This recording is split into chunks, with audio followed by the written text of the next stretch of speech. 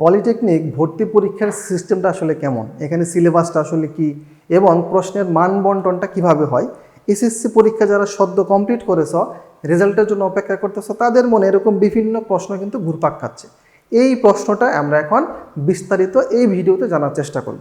দেখো, পলিটেকনিক ভর্তি পরীক্ষার মাঝখানে অনেক বছর বন্ধ ছিল, এরপরে গত বছর থেকে আবার চালু হয়েছে। গত বছরের যে সিলেবাস এবং মান বন্টন, সেই হিসেবে আমি যদি কথা বলি, তাহলে যদি আমি সিলেবাসের কথা বলি, এখানে তোমার এসএসসি যে তুমি পরীক্ষাটা দিয়েছ তার উপরে ভিত্তি করে তোমার এসএসসির যে সিলেবাস সেটা হচ্ছে তোমার মূল সিলেবাস। এখানে যে সাবজেক্টগুলো আছে আমি যদি বলি, 1 নম্বরে হচ্ছে বাংলা, এগুলো সবই কিন্তু তোমার হচ্ছে এসএসসির সিলেবাস, ঠিক আছে, বাংলা। 2 নম্বরে হচ্ছে ইংলিশ, এরপরে 3 নম্বরে হচ্ছে গণিত,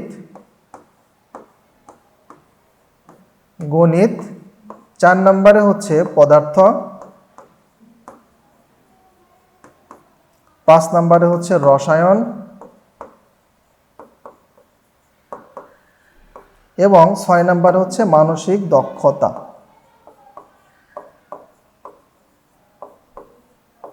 এই হচ্ছে তোমার 6টা সাবজেক্ট।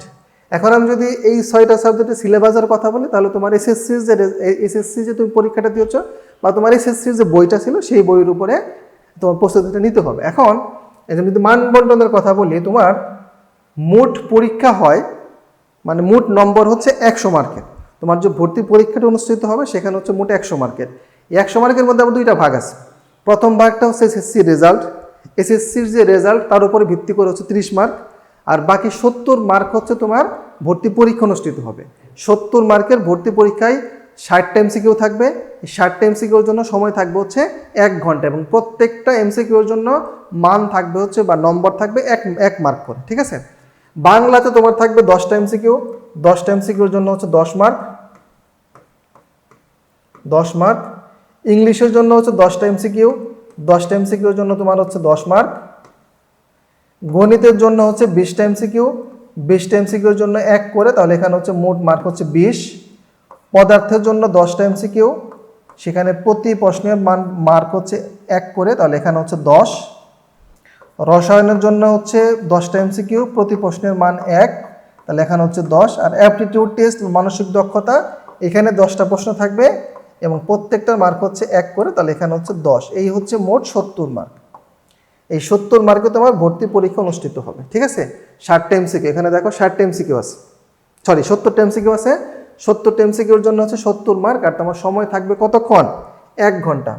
এই 1 ঘন্টায় তোমাকে 70 মার্কের জন্য উত্তর করতে হবে। হ্যাঁ, এখন এই যে তোমাদের যারা সায়েন্সে আছে তাদের জন্য দেখা হচ্ছে সবগুলাই কমন, শুধুমাত্র হচ্ছে মানসিক দক্ষতা বাদ দিয়ে। আর যারা আর্টস কমার্সে আছো তাদের জন্য হচ্ছে বাংলা, ইংলিশ, গণিত বাদ দিয়ে বাকিগুলো হচ্ছে আনকমন। এখন এই বিষয়গুলো তুমি কিভাবে প্রস্তুতি নেবে সেই বিষয়গুলো তো আমরা ইতিমধ্যে আলোচনা করেছি, সেই বিষয়ে আমি বিস্তারিত গেলাম না। এখন তোমার এই যে সিলেবাসটা আছে, এই সিলেবাসটা সম্পন্ন হচ্ছে এসএসসি যে তুমি পরীক্ষাটা দিয়েছ সেই সিলেবাস। এখানে ইন্টারের কোনো সিলেবাস না, অথবা 6-7 কোনো সিলেবাস না, এখানে হচ্ছে এসএসসি 9-10 যে সিলেবাসটা ছিল সেই সিলেবাসে তোমার ভর্তি পরীক্ষা অনুষ্ঠিত হবে। আর এই যে মানসিক দক্ষতা, এখান থেকে তোমার বেসিক কিছু বিষয়, সম্পর্কের কিছু বিষয়, রক্তের গ্রুপের কিছু বিষয়, তারপরে হচ্ছে তোমার এখানে কম্পিউটারের আইসিটির থেকে কিছু প্রশ্ন আসে, কিছু পূর্ণরূপ, যেমন সিপিইউর পূর্ণরূপ কি, কোনটি ইনপুট ডিভাইস, কোনটি আউটপুট ডিভাইস, এরকম বিভিন্ন প্রশ্ন এখান থেকে গত বছর চলে এসেছে। তাহলে এখানে কম্পিউটারের যে বেসিক আলোচনাগুলো আছে বা বেসিক যে বিষয়গুলো আছে সেই বিষয়গুলো তোমাকে এখানে দক্ষ হতে হবে, তাহলে তুমি ভালো একটা ডিপার্টমেন্ট এবং ভালো একটা পলিটেকনিকে চান্স ইনশাল্লাহ তোমার নিশ্চিত হবে, ঠিক আছে।